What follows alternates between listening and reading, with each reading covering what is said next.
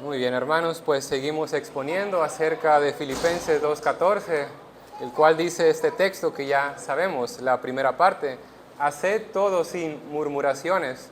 Ya hemos estado hablando que la murmuración es malo, hemos hablado acerca de por qué esto es malo. También hemos mencionado los males de la murmuración, así como las agravaciones de la murmuración. Y ahora nos dedicamos, este tiempo es para hablar acerca de las excusas del corazón murmurador. Y esto es lo que me dedicaré la siguiente hora. Intentaré demostrar lo que cada corazón descontento, murmurador, tiene por decir de sí mismo al momento de querer mostrar defensa de por qué murmura, se queja. El primer punto es el siguiente. Una persona que murmura puede defenderse con la siguiente expresión: no es descontento, sino que es solamente un sentimiento de mi condición. Así pues, muchos pretenden ocultar su murmuración bajo este endeble pretexto, argumentando que su murmuración es solamente una respuesta sensible, natural y esperada ante una situación de aflicción. Lo que ellos tratan de decir es lo siguiente: objetan, ¿no quieres que sea sensible a lo que estoy padeciendo en este momento? Es decir, ¿no puedo quejarme al menos un poquito? Vamos, no seas tan severo conmigo, yo sé que puedo quejarme al menos un poco. Pero si hacemos una comparación rápida con nuestro Señor Jesucristo, quien padeció la aflicción de las aflicciones, no encontramos ninguna sola queja. Y habiendo reconocido que somos cristianos, y cristianos son aquellos que quieren asemejarse en su totalidad a Cristo, pues ¿cuál es nuestra defensa ante ellos si queremos defendernos con esto? Como hemos dicho previamente, no hay aflicción que pueda eclipsar todas las misericordias de nuestro Dios. No hay ningún padecimiento que pueda aminorar o disminuir esas abundantes gracias que hemos gozado y seguiremos gozando si estamos en Cristo una vez para siempre. Si somos impulsados por este Espíritu de la gracia, estaremos lejos de querer defendernos con esto, que podemos quejarnos al menos un poquito. Esto no es así. Ahora, hermanos, es importante recordar algo que ya hemos enseñado. La aflicción llegará y nos dolerá. Y hay términos correctos, hay formas lícitas de expresar esa aflicción, esa queja.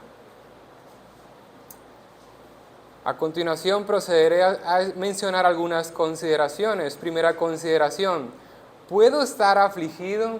La respuesta es sí, podemos estar afligidos. Ahora la siguiente pregunta es: ¿qué tanto es permitido? Cualquier cantidad, por decirlo de alguna manera, siempre y cuando esta cantidad no exceda, o bien no me abrume, o bien no me prive de considerar esas ricas, abundantes misericordias de nuestro Dios. Entonces, ¿puedo estar afligido? Sí, siempre y cuando no se descontrole esa aflicción de manera que no pueda ver todas las bondades de nuestro amoroso, tierno Dios Trino. Segunda consideración: entonces, si puedo estar afligido, ¿por cuánto tiempo puedo estar afligido? ¿Qué tanto me es permitido? Siempre y cuando, hermanos, la aflicción no interfiera con todos nuestros deberes que tenemos para con nuestro Dios. La meditación de la palabra, tener motivos de gratitud. Si somos padres de familia, esposos o esposas, que eso no interfiera con nuestros deberes conyugales, ni con nuestros deberes con nuestros hijos. Si tenemos alguna posición en la iglesia, la enseñanza o exhortación o cualquier ministerio en el cual estemos apoyando, no se debe ver disminuido nuestro servicio a nuestro Dios. ¿Puedo estar afligido? Sí. Pero si esa aflicción me está llevando a disminuir mi servicio a Dios y a los hombres, ahí tenemos un problema. ¿Sí? Tenemos ahí un problema. Vemos esto en Job, por ejemplo, que él no quería disminuir en sus deberes, se estaba esforzando mucho, porque él lo tiene claro que debe rendir tributo a este Dios trino. Tercera consideración, ¿puedo experimentar la aflicción? Sí, porque es en esta situación donde esas ricas, abundantes y vastas misericordias cobran mayor vida, tienen un color más alegre, más vivo, se vuelven más atractivas, más deseables, porque sabemos que ellas tienen el poder para aliviar, para aminorar mi descontentamiento, mi insatisfacción, mi dolor. Y aquí se desprende otra pregunta. Entonces, ¿me dices que las aflicciones son necesarias a fin de volver más bellas las misericordias de Dios? Sí, son necesarias, porque éstas tienen una manera de llegar a nosotros, de estimularnos, que si estamos en buenos tiempos, es más factible que estemos un poco anestesiados, dormidos, que nos descuidemos. Por eso las aflicciones, como ya lo hemos dicho antes y lo vuelvo a repetir, los podemos considerar como los agentes enviados por Dios para ayudarnos a quitar la vista de la tierra y poner la vista en los cielos, de donde proceden toda buena dádiva.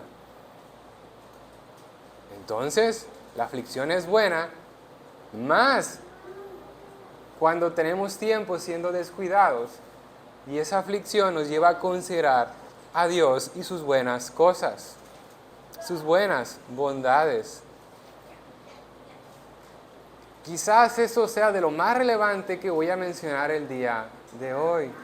Y si nos volvemos cuidadosos en aplicar estas consideraciones, hermano, hermana, yo le garantizo que al momento de enfrentar las aflicciones será muy diferente.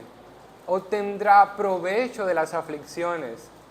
Y no solamente algo intelectual, sino que también seremos más propensos a gozarnos en medio de las dificultades. Pero también tendremos la capacidad, el discernimiento, la sabiduría, la prudencia al momento de llegar a exhortar a un hermano, recordando que exhortar es movido por el amor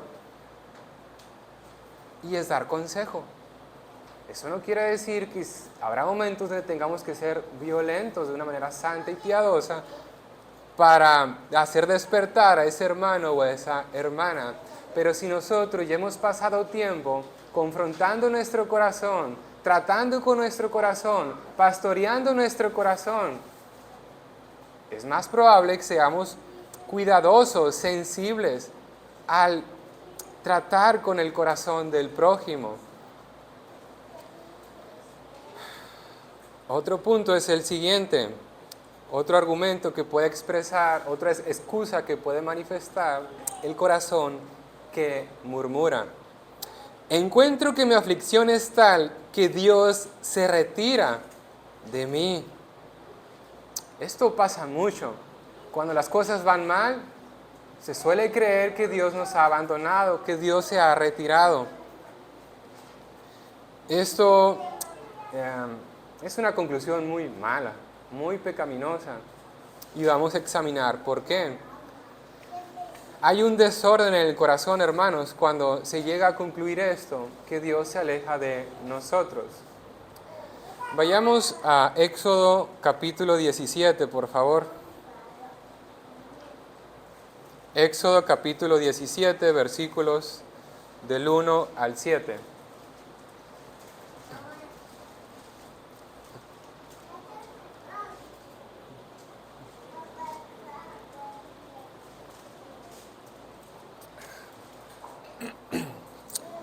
Dice: Toda la congregación de los hijos de Israel partió del desierto de Sin por sus jornadas, conforme al mandamiento de Jehová, y acamparon en Refidim, y no había agua para que el pueblo bebiese. Y altercó el pueblo con Moisés, y dijeron: danos agua para que bebamos. Y Moisés les dijo: ¿por qué altercáis conmigo? ¿Por qué tentáis a Jehová? Así que el pueblo tuvo allí sed, y murmuró contra Moisés, y dijo: ¿por qué nos hiciste subir de Egipto para matarnos de sed a nosotros, a nuestros hijos y a nuestros ganados? Entonces clamó Moisés a Jehová, diciendo: ¿qué haré con este pueblo? De aquí a un poco me apedrearán. Y Jehová dijo a Moisés: pasa delante del pueblo, y toma contigo de los ancianos de Israel, y toma también en tu mano tu vara con que golpeaste el río, y ve. He aquí que yo estaré delante de ti, allí sobre la peña en Horeb, y golpearás la peña, y saldrán de ella aguas, y beberá el pueblo. Y Moisés lo hizo así en presencia de los ancianos de Israel. Y llamó el nombre de aquel lugar Masa y Meriba, por la rencilla de los hijos de Israel, y porque tentaron a Jehová, diciendo: ¿está pues Jehová entre nosotros o no? La palabra que encontramos en el versículo 7, donde dice por la rencilla, es decir, la podemos interpretar, concebir como murmuración. Ahora, aquí hay dos conclusiones que se manifiestan por medio de pregunta, pero son conclusiones. Versículo 3 dice el pueblo, murmurando, rencillando, quejándose y acusando. Y murmuró contra Moisés y dijo: ¿por qué nos hiciste subir de Egipto para matarnos de sed a nosotros, a nuestros hijos y a nuestros ganados? Aquí encontramos que ellos concluyen. ¿Qué concluyeron? Nos sacaste de Egipto para matarnos, pero incluso van más allá y concluyen una segunda cosa, el medio. ¿Cuál es el medio? Matarnos de sed. Es decir, olvidaron por completo, en primer lugar, que si no lograban salir de Egipto, de todas maneras iban a morir. Segunda cosa y más importante, se olvidaron quién fue quien los sacó, por qué los sacó y hacia dónde los lleva. Olvidaron esa promesa porque sus pensamientos estaban desordenados y concluyeron que los sacaron para morir de sed. Es decir, en este lugar, en esta hora, vamos a morir, porque sus necesidades no estaban cubriendo en el tiempo y la forma que ellos querían. Su vista estaba puesta en la tierra y no en los cielos. ¿Se da cuenta qué peligroso es esto? Ahora, versículo 7, diciendo: ¿está pues Jehová entre nosotros o no? Eso es lo que hacemos en ocasiones. Espero que con menor frecuencia que antes, por lo menos. Pero cuando hay situaciones de problema, cuando hay una aflicción, creemos que Dios se ha apartado de nosotros y concluimos mal. Es lo que ocurrió con el pueblo de Israel. ¿Está Jehová entre nosotros? Moisés, ¿está aquí o no está aquí? Pero en realidad ellos están acusando, ya concluyeron. Nosotros entendemos el contexto, vemos desde capítulos anteriores y vemos cómo esto se sigue manifestando en todo el Antiguo Testamento.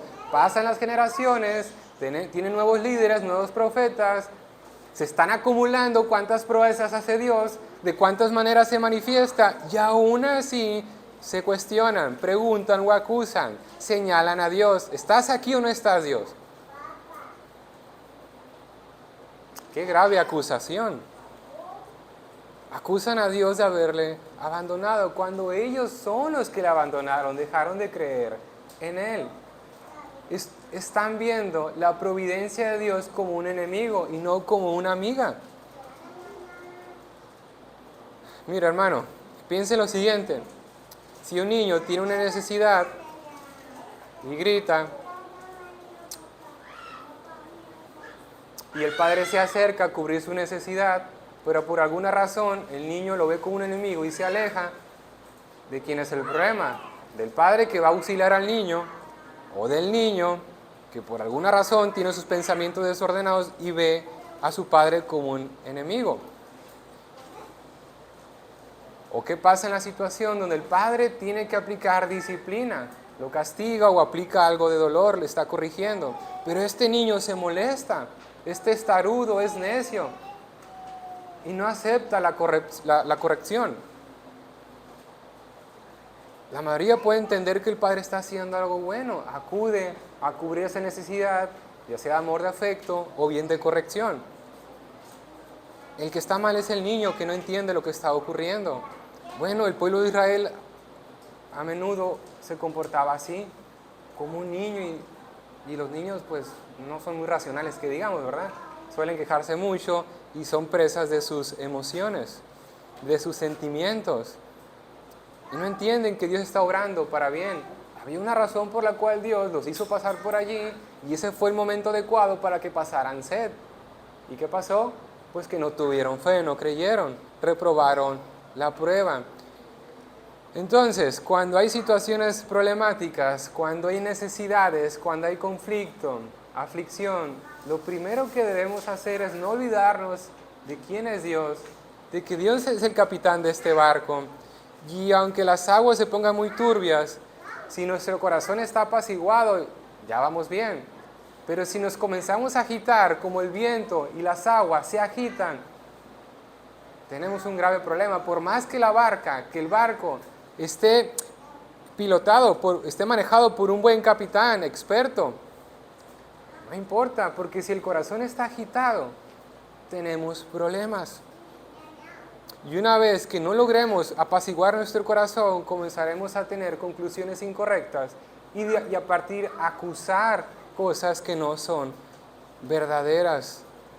Esto, hermanos, es consecuencia del pecado que aún mora en nosotros.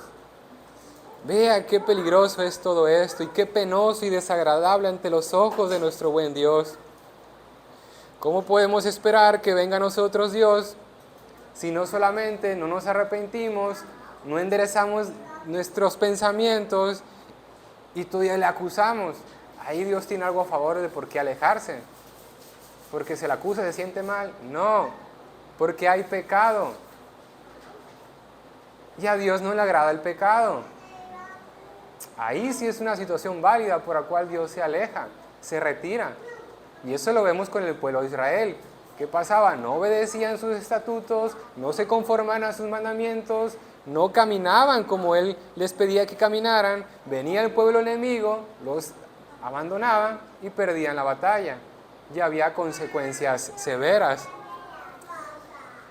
Pero una vez que ordenaban sus pensamientos, el pueblo de Israel, que tiene la visión correcta, se arrepentían de sus malos caminos, reconocían a Dios como su Señor, como su Dios, le pedían, le rogaban por su misericordia, por su ayuda, y Dios les libertaba. Pero sí logramos ver la secuencia, ¿sí? Primero necesitamos apaciguar nuestro corazón, necesitamos acallar esa agitación. Debemos dejar de acusar a Dios y apuntar a nuestro corazón. Otra vez, el corazón está mal, está enfermo. Y Dios quiere aliviarlo. Dios quiere sanar eso. Piensa en el marido que llega a casa cansado, agobiado de todo lo que tiene que atravesar un buen hombre para proveer a su familia. Entonces llega la mujer y le reclama, ¿ya no pasas tiempo conmigo? Y puede ser válido, no digo que no, dependiendo de la situación. Y comienza a acusar, mira, no estás con los hijos, y mira, no me has comprado esto y aquello. Y comienza a llegar a conclusiones incorrectas. Y le acusa de cosas que no son justas. Ahora, el hombre tendrá una razón para no querer llegar a casa, ¿verdad? En esas situaciones. Pero esas acusaciones es algo estéril, es decir, no va a añadir virtud, no va a solucionar nada. ¿Qué hombre no desea estar en casa el mayor tiempo posible para convivir con su esposa, con sus hijos, dedicarle tiempo a hacer un pasatiempo, dedicarle tiempo a una buena lectura o invertir en algún proyecto que tiene? Yo creo que todos los hombres diríamos, yo quiero estar más tiempo en casa. Pero los hombres salen de casa para que su familia tenga lo necesario, para que no padezcan lo que él está padeciendo, porque ellos no pueden o ni siquiera quieren hacerlo. Quieren evitarles esa carga, ese dolor, y ellos salen de casa para proveer. Sin embargo, aquí vemos a una mujer con sus pensamientos desordenados y no encuentra virtud en lo que está haciendo. Podemos identificar qué necio es esto, cuán más tonto, loco, indecible es que nosotros acusemos a Dios porque no cumple tal o cual cosa en los términos o tiempos que deseamos. Es una locura. Eso es señal de que los pensamientos están desordenados, es que estamos agitados. Debiéramos de decir, estoy inquieto, estoy agitado, estoy atribulado, estoy mal. Y eso seguramente estimula que pues Dios se vaya. Lo que debo hacer es tranquilizarme, pedirle de su ayuda, de su favor, de su gracia, para apaciguar mi corazón y que Él así desee estar conmigo y desee llenar mi copa de lo que solamente Él puede darme. Debemos ser sinceros y declarárselo a nuestro Dios, que nosotros muchas veces lo alejamos. Ahora, si Dios se ha alejado de nosotros, lo mejor que podemos hacer en favor de nuestra causa es también alejarnos de Él. Lo mejor que podemos hacer es acusarlo de que se ha ido. ¿Esta es nuestra mejor resolución? ¿Esto es lo mejor que tenemos a la mano? ¿De esa forma nos vamos a ayudar? Esto es una total imprudencia. No solamente no mejorará nuestra situación, sino que solamente la empeorará. Cuando un pequeño bebé, un pequeño niño tiene necesidades, ¿qué hace? Lo único que sabe hacer es llorar. Y cuanto más se demora la ayuda, ya sea que quiera la presencia de la madre, quiera alimento, tenga sueño, se sienta sucio, lo que sea, gritará más fuerte hasta que la presencia de la madre esté allí para cubrir sus necesidades. ¿No es cierto? ¿Tiene necesidad de hermano? ¿Tiene necesidad de hermana? Pues es tiempo de llorar para con el Señor y que Él cubra esa necesidad. Si un niño tiene necesidad de sus padres y ve que el padre se aleja a una dirección, él no va a ir a la opuesta, ¿verdad? Para ayudar a su causa, se va dirigida a donde se ha ido el papá o la mamá. Bueno, nosotros debemos hacer lo mismo. Si el Señor se ha retirado, ¿a dónde vamos a acudir? A su palabra, a la reunión de los santos, a la reunión de la oración, estar más tiempo a solas para meditar en Él y encontrarlo. Y en algún momento nos vamos a encontrar con Él. Y en medio de todo esto, pues no pecar, ¿verdad? No acusarlo, no ser como el pueblo de Israel, insensato, imprudente. No seamos necios y ordenemos nuestros pensamientos y nuestro corazón. Caminemos de la forma que debemos caminar. ¿Y cómo debemos caminar? Pues como declara el Evangelio, arrepentíos y creed el Evangelio. Humíllese. Busque al Señor mientras pueda ser hallado. Predíquese el Evangelio una vez más. No estoy diciendo nada nuevo, estoy recordando lo que ya sabemos, lo que ya conocemos. Estas son verdades que debemos recurrir día tras día. Y cuanto más tiempo meditemos en ella, más expertos seremos para aplicarlas a nuestro corazón, para exhortarnos a nosotros mismos. Y veamos de cuántas maneras lícitas podemos aplicarnos el Evangelio. Recuerde esto, hermano, hermana, murmurar es alejar a nuestro Dios. Ponga como sinónimo, murmurar es alejar a Dios. Murmurar es la música del diablo. Murmurar es acercar el diablo a nosotros. Murmurar es ser como los demonios. Eso no se conforma al carácter de Cristo. Es mejor resolver lo siguiente. Veo que el Señor está retirando su presencia de mí. Bueno, Si se está retirando, yo me voy a esforzar más por encontrarme con Él. Me voy a esforzar en trabajar para expulsar ese aguijón de la murmuración. Voy a trabajar para estar más satisfecho con lo que tengo. Y voy a esforzarme más por disciplinarme, para cuando lleguen pequeñas pero buenas cosas, desbordarme en gratitud. Estar más alegre, más gozoso. Sí, quizás no era lo que yo esperaba, pero sé de que si esto Dios me lo ha entregado es suficiente. ¿O cuál suficiente? Es más de lo que merezco. Y si no ha llegado nada el día de hoy, recuerde que todos merecemos el infierno. Y eso es un gran motivo de gratitud. Esto es dominar el arte del contentamiento. Pero para poder dominar el arte del contentamiento necesitamos desaprender. Expulse la raíz de la murmuración. Otra excusa que puede manifestar el corazón que murmura. Creo que puedo estar contento en la medida que veo la mano de Dios. ¿Cómo es esto? Confiamos de la mano de Dios, pero tan pronto vemos que los hombres nos tratan de una manera injusta, que hay ingratitud cuando debiera haber gratitud por buenas obras que creemos haberles hecho. Nos desanimamos y no sabemos cómo soportar ese trato injusto. Entonces decimos que podemos soportar que los asuntos estén en manos de Dios, pero no en manos de los hombres, olvidando que aún el diablo, si Dios quiere, le sirve para sus propósitos. Nuevamente vemos cómo el diablo, creyendo que matando al Hijo de Dios triunfaría, él selló su derrota. El diablo creía que tentando y haciendo mal a Job haría mucho mal, pero al final vemos cómo Job ríe a lo último, porque tiene un conocimiento más pleno, más perfecto de Dios. El diablo creía que haciéndonos pasar por muchas malas cosas nos derrotaría, pero eso solamente fue la gasolina, fue lo que nos impulsó para buscar más a Dios, para llegar a los pies de la cruz.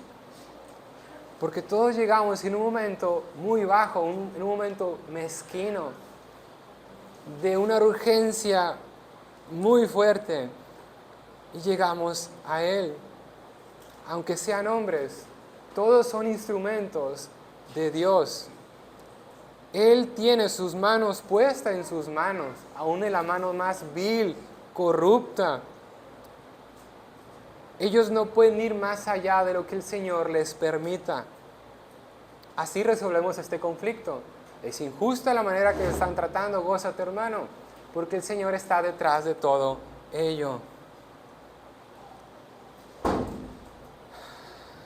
Ahora, si su problema y mi problema, porque yo también he padecido estas cosas, ustedes bien lo saben, si nuestro problema es que los hombres nos agreden tanto, bueno, deberíamos de compadecernos más por estas personas, en lugar de murmurar, quejarnos y estar descontentos. Porque la verdad es que si ellos nos agravian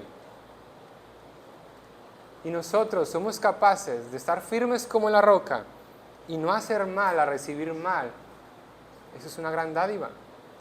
Porque es mejor soportar el mal que hacer mal. Es mejor soportar el mal que hacer mucho mal. Es mucho mejor recibir el mal que ser partícipe del mal.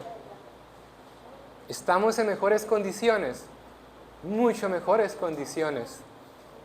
Sócrates ha dicho, si me encuentro con un hombre enfermo en la calle, ¿debería enfadarme o debería preocuparme por tales condiciones en las que se encuentra ese hombre enfermo? Usted conoce la respuesta. Ahora, Sócrates continúa diciendo, a los que me perjudican los veo como hombres enfermos y por eso me compadezco de ellos. No era cristiano y no lo fue después. Y sabemos que no lo fue antes y no lo fue después. Bueno, creemos eso, ¿verdad? Creemos que fue así. Ahora, él dice algo muy cierto. Porque aquellos que nos hacen mal no se está metiendo con nosotros, se está metiendo con Dios. está acumulando cosas muy malas. Por otro lado, también entendemos que quien hace mal, pues tiene un desorden en su cosmovisión, no está bien, necesita ayuda y debemos compadecernos de ellos, porque nosotros en un tiempo quizás anduvimos como estas personas. Y por otro lado, recordemos, hermanos, que aunque el mundo nos puede dar la peor cara, pueden ser hostiles, nos pueden agraviar, y será así, nos pueden escupir, nos pueden golpear, nos pueden quitar posesiones, nombre, humillar, avergonzar, entre un montón de cosas. Recordemos que aunque la tierra es oscura, es tenebrosa, nosotros recibimos un trato amable y tierno del Señor. De su mano recibimos tratos amables, tratos que no merecemos. Recibimos gracias y misericordia, recibimos la perla de las perlas, la perla bendita, preciosa del Evangelio. Nos han sido abiertos los ojos para atesorar el tesoro de los tesoros, a Cristo crucificado y Cristo resucitado. Ponga lo uno sobre lo otro, recordando lo que mencionamos la sesión anterior. Recibes maltrato de los hombres, entonces que caiga el peso de lo otro. La contraparte es que del Señor recibimos tratos amables hasta el día de hoy. Pero yo recibo aflicción, no sea necio. La aflicción es el agente enviado de Dios para tratar con su carácter, con su corazón, para moldarlo, para perfilarlo a donde debe de ir. Usted es una nave que un día va a despegar y el Señor está preparando la tierra, la inclinación para despegar y dirigirse a esa tierra prometida. Eso es lo que no vio el pueblo de Israel en diferentes pasajes. Pero aún en medio de su necedad, el Señor estaba tratando con su corazón, preparando una pista libre para despegar y avanzar hacia donde debe dirigirse. Pongamos lo uno contra lo otro. Otra excusa que puede manifestar el corazón murmurador. Pero la aflicción que viene sobre mí es una que nunca busqué. Esa era una de mis favoritas.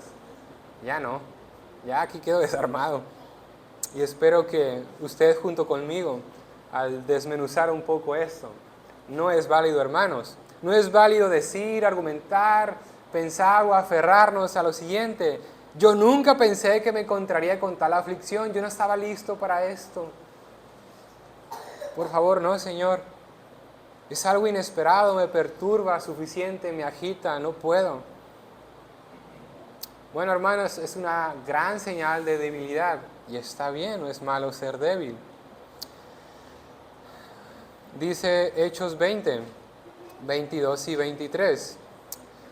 Dijo el apóstol Pablo: ahora, he aquí, ligado yo en espíritu, voy a Jerusalén, sin saber lo que allá me ha de acontecer, salvo que el Espíritu Santo por todas las ciudades me da testimonio diciendo que me esperan prisiones y tribulaciones.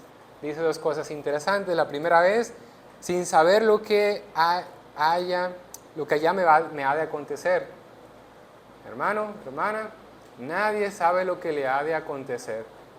Si el apóstol, siendo un cristiano de la primera clase, un buen cristiano de la mejor calidad, él dice, yo no sé qué me ha de acontecer. Y con esto derribamos que es que fue inesperado.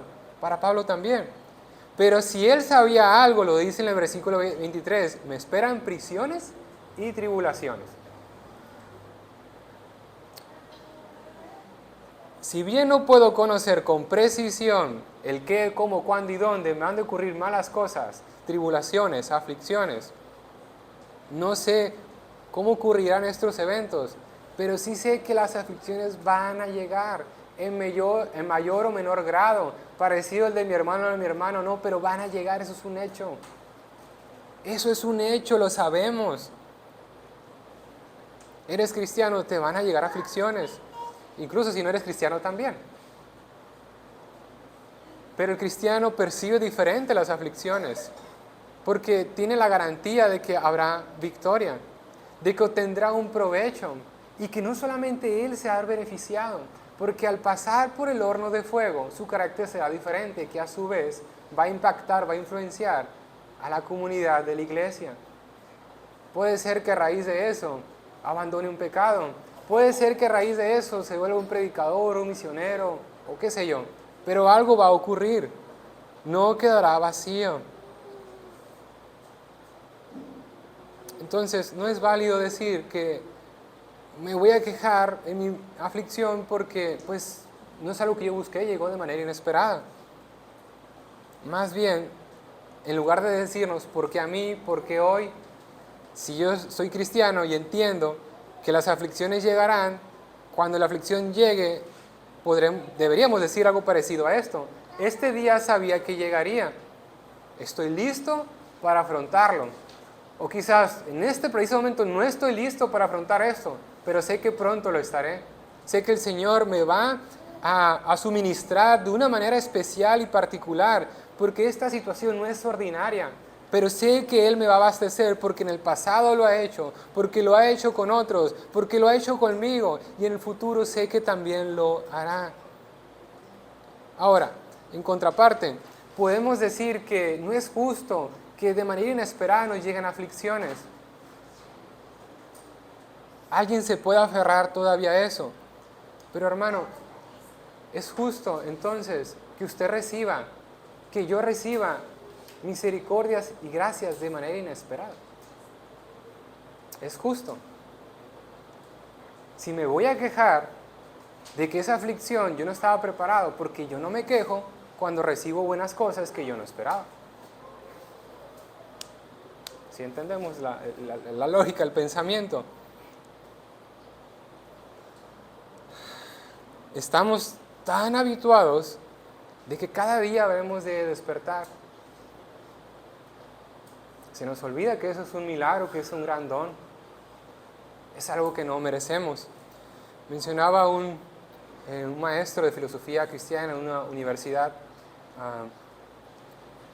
Él dice, a los alumnos de filosofía se les debería prohibir debatir con sus maestros hasta después del segundo o tercer año, ya que tengan una cosmovisión pues, más fuerte, más sólida, porque hacen preguntas muy tontas y ellos son muy necios. Y yo no tengo paciencia para eso, porque son muy tontas sus preguntas. Y dice que a menudo los del primer semestre llegan con la siguiente pregunta, porque hay de toda clase de estudiantes, ¿verdad? En filosofía, no solamente creyentes. Y le dicen, a ver, usted, maestro, que es cristiano y que se jacta de adorar a un Dios bueno, un Dios justo, amoroso, todopoderoso, ¿cómo puede dormir tranquilo sabiendo de que hay maldad, hay violaciones, injusticias, hay guerra, niños muriéndose de hambre y un montón de necesidades? Y el maestro solo responde lo siguiente: no voy a responder tu pregunta porque tu pregunta está sumamente mal formulada, lo que naturalmente causó una reacción de molestia en el alumno. Y él dice, es que usted no puede decir que mi pregunta está mal formulada, es mi pregunta. No, muchacho, tienes mucho por aprender. Y que de vez en cuando les dice, la pregunta correcta es, ¿cómo es que Dios, siendo justo, bueno y santo, que aborrece el pecado, por qué no nos mató anoche? Le dio vuelta la tortilla, ¿sí? Lo puso en la perspectiva correcta. A veces nos sorprende que amanecemos y el vecino no amaneció, pero ¿cómo es posible? No, hermano. Los milagros ocurren todos los días que despertamos. Eso no es lo natural. ¿Sí? Damos por sentado eso y es muy común hacerlo. Nos dejamos de contemplar esas grandiosas dádivas de nuestro Dios. La realidad es que nadie debería estar aquí. La realidad es que debimos perecer como esa tercera parte de los ángeles que se volvieron demonios y fueron enjuiciados junto con el diablo. Pero Dios tuvo a bien darnos la oportunidad, no a todos, sino a los elegidos. ¿Por qué? Pues porque así Dios lo quiso. Porque fue movido por su amor, que no es pasional como el de nosotros. No merecemos estar aquí el predicador predicando su palabra. Eso es algo que ni los ángeles tienen, los hombres sí. No merecemos estar recibiendo esta palabra, pero el Señor lo ha querido así. ¿Es justo eso? Pues deberíamos desbordarnos de gratitud, sentirnos verdaderamente inmerecedores de ellos. Cuando los hijos de Aarón cayeron al suelo por mostrar fuego extraño, pareciera que a él no le tomó por sorpresa. La Escritura dice que él cayó. Hermanos, murieron sus hijos. 1, no, 2 hijos. Sus hijos que los deseó desde antes que fueran concebidos. 9 meses esperando para que nacieran. Tantos años alimentándole, proveyéndole, cuidándolos, amándolos, teniendo sueños, expectativas de que se volverían hombres, se casarían, tendrían familias, servirían al Señor. Y la Escritura dice que cuando sus hijos murieron, cayó. ¿Qué significa este cayó? La Escritura no lo dice. Voy a especular un poco. Pero yo pienso, hermanos, que él estaba muy consciente de a qué Dios servía. Y a él no le tomó por sorpresa de que al mostrar un fuego extraño, algo que Jehová no pidió, fue la respuesta de su santidad y su justicia. Y esos hombres cayeron muertos.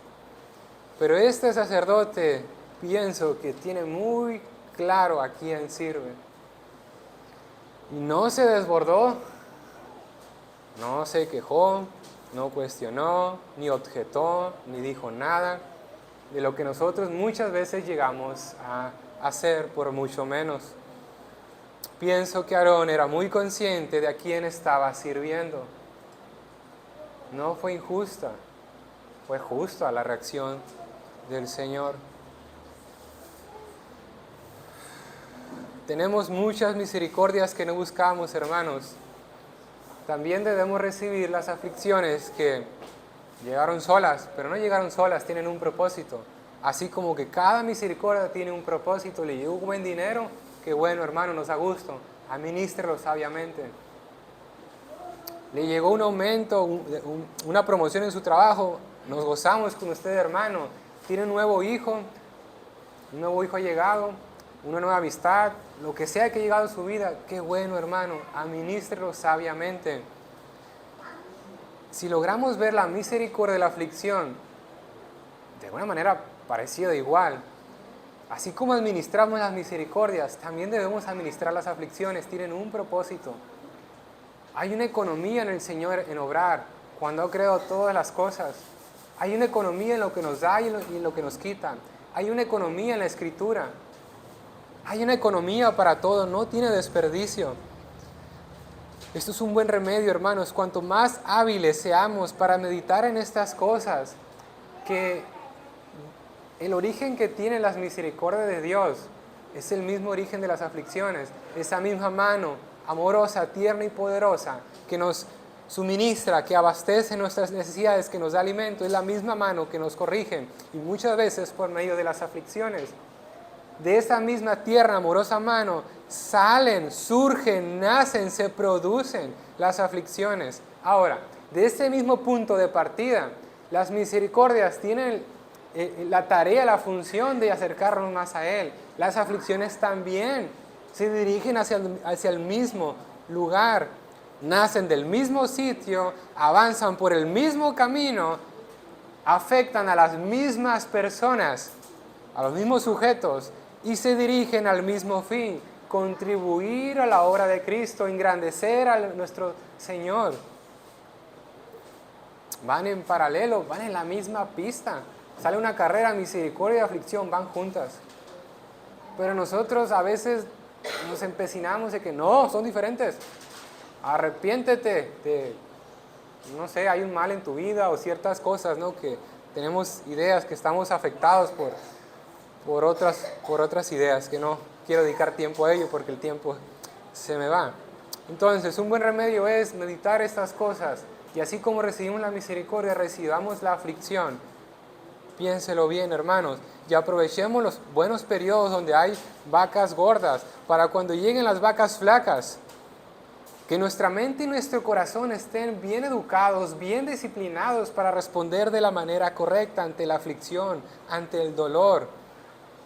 Otra excusa con la que responde el corazón murmurador es: pero mi aflicción es excesivamente grande. Si tan solo sintieras mi aflicción, sabrías lo que me pasa, es sumamente grande. Ay, esta es otra, la cual me tengo que desarmar, porque es algo que me ha acompañado por mucho tiempo. Es que no, tú no sabes lo que estoy sufriendo, no sabes lo que estoy padeciendo.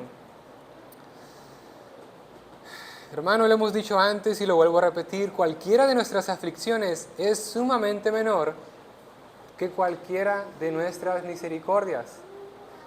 Ahora, cualquiera de nuestras aflicciones no tiene igual impacto que cualquiera de nuestros pecados. Él no nos ha castigado o no nos ha dado de acuerdo a nuestros pecados. Y cuando hay pecado, el mal que nos hace, el castigo que infunde, es para corregir. No para dañar, no para lesionar y matar, sino que Él entiende que hay un problema en nosotros, que para tener esa convivencia, esa relación, debe corregir ese mal. El Dios 3 veces santo va a atender ese problema, ese pecado que hay en nosotros y nos va a corregir. Alguien dijo, es sumamente más llevadero ser oprimido que perecer. Es decir, es mejor estar afligidos ahora que haber muerto sin Cristo. O bien, haber muerto sin el remedio espiritual que es Cristo y estar en el infierno donde sabemos que ya no hay más gracia, que no hay misericordia para aplicar y hacer llevadero lo que es las llamas del infierno. Otro pretexto que puede exponer el corazón que murmura. Pero por mucho que disminuyas mi aflicción, que trates tú de corregirme, exhortarme y animarme, intentando aliviar un poquito mi aflicción, estoy seguro que es todavía mucho mayor que los demás. Es decir, sí, se ha aliviado un poco mi dolor por la palabra que me has dado, por la buena obra que has tenido para conmigo. Es cierto, has disminuido un poco, pero aún así estoy seguro que mi aflicción es mayor que la de los demás. Pensar así, hermanos, solamente va a empeorar esa situación, porque vamos a ver mayor nuestra desgracia, nuestra desdicha, y vamos a disminuir esas misericordias de nuestro Dios. Van a perder color, van a perder vida, van a perder impacto en nosotros, no porque estén afectadas, porque esas misericordias estén mal, sino porque nuestra capacidad para percibirlas y aplicarlas en nosotros ha perdido efecto. Si el médico le receta un tratamiento y le dice que por 10 días va a tomar 2 pastillas, una en la mañana y una en la tarde,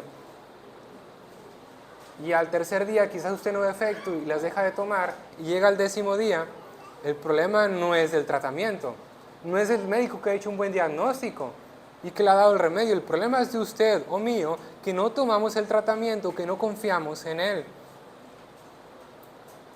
Esto no ayuda, esto solamente va a empeorar el problema. Porque ahora no solamente hay que lidiar con el problema que es real, que sí existe, sino también con nuestros desórdenes, ¿sí? Porque hay una indisciplina. Y nos alejamos más de Dios porque desconfiamos de Él, en lugar de voltear a ver hacia nosotros. El problema somos nosotros. Ahora, otro problema que trae el estar pensando de esta manera, que pues de manera egocéntrica, que nuestro problema es mayor que los demás, eso va a impedir, va a disminuir nuestra capacidad para alegrarnos cuando otros tienen tiempos de felicidad. En lugar de alegrarnos y gozarnos junto con ellos, si no se alegra, amado hermano, hermana, está caminando en el sendero de la envidia. Les va a envidiar. No se va a gozar con ellos, con los que prosperan, con los que avanzan felizmente, sino que va a generar envidia. O se goza con ellos o envidia, no hay más. Solamente hay 2 caminos. Todo se reduce a eso.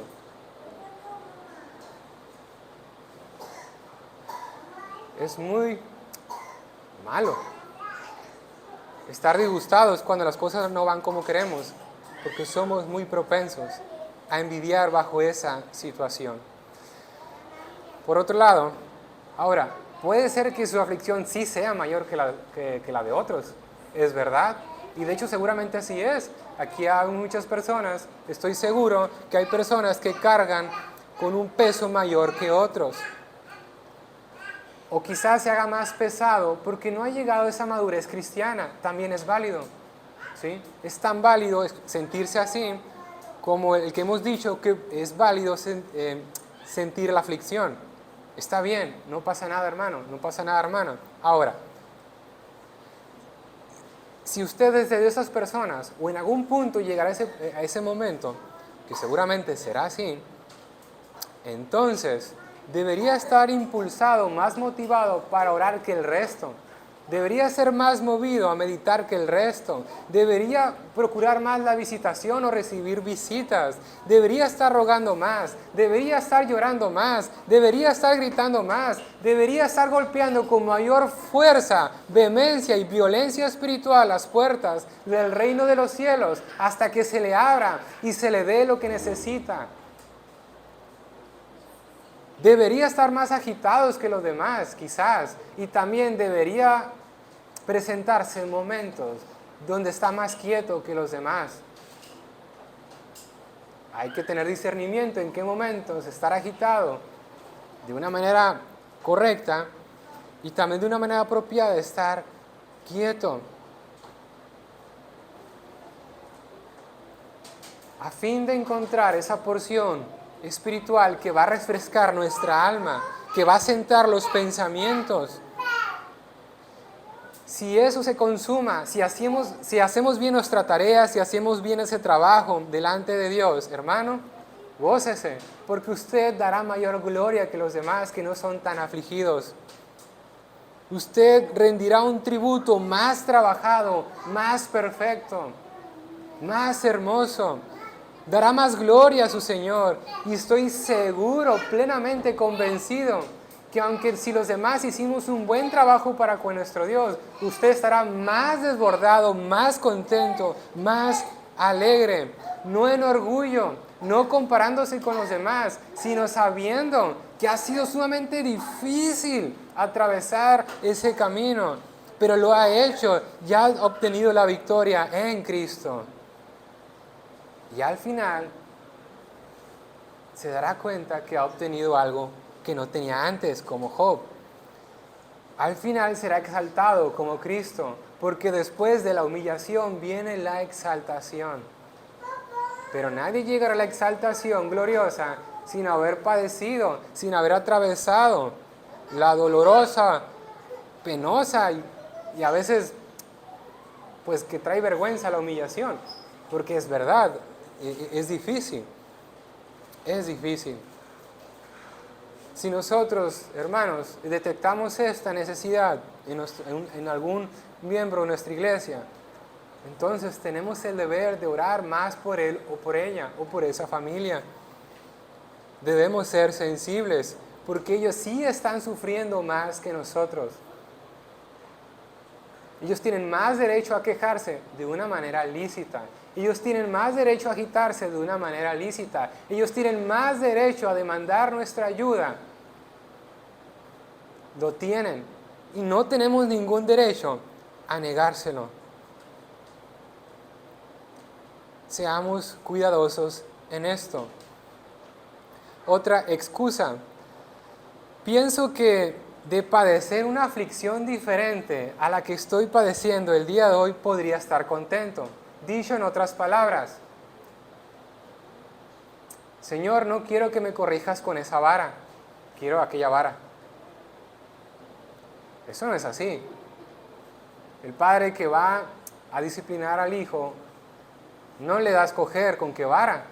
Agarra, espero hermano que con usted discipline la vara que es correcta o el castigo que es apropiado, porque tiene que hacer un diagnóstico, una evaluación de la situación y en función de ello va a aplicar el castigo. Es como el médico que no le receta a todo mundo el mismo tratamiento, ¿verdad?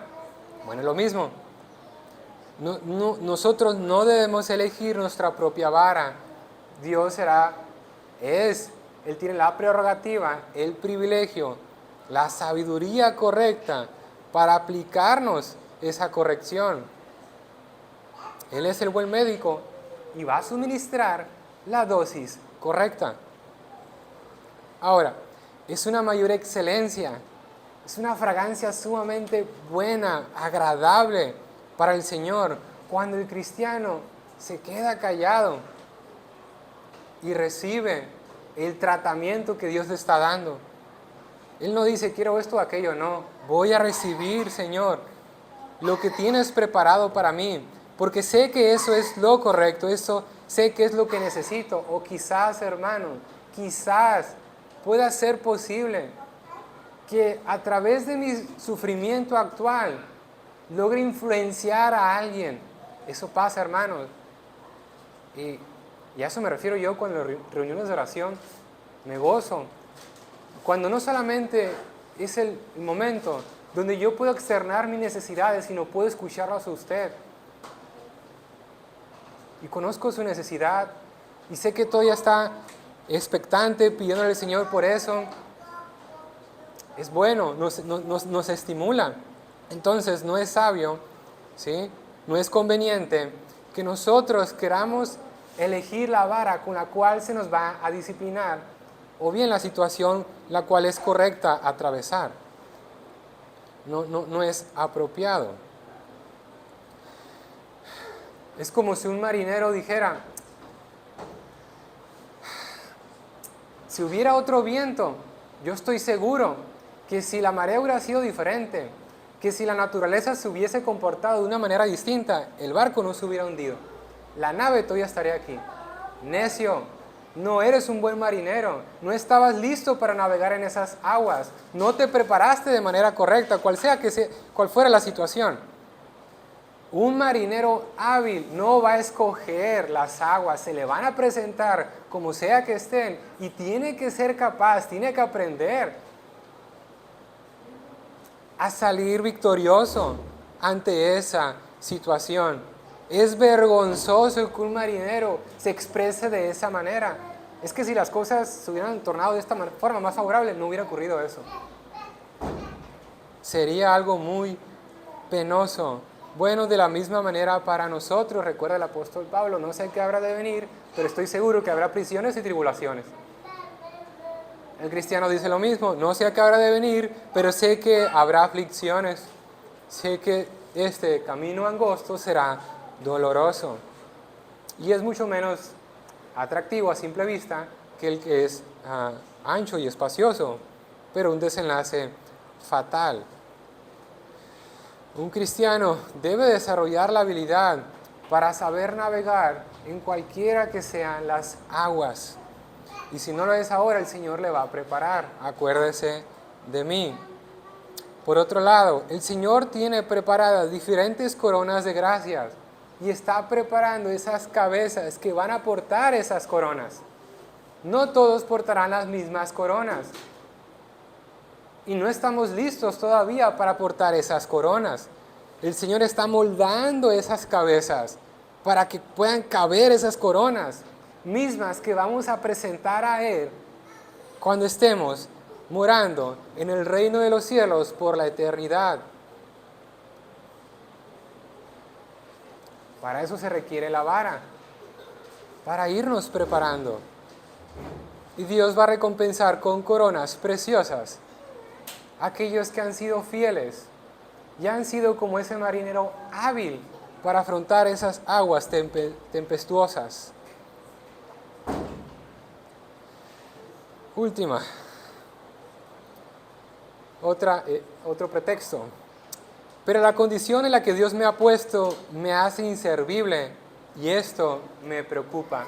Es decir, no es lo mismo servir a Dios estando en una situación mezquina y baja que siendo el rey de una nación. Pero eso es mentira, porque si recordamos la vida de José, que antes de llegar a ser rey, él tuvo que demostrar su valía.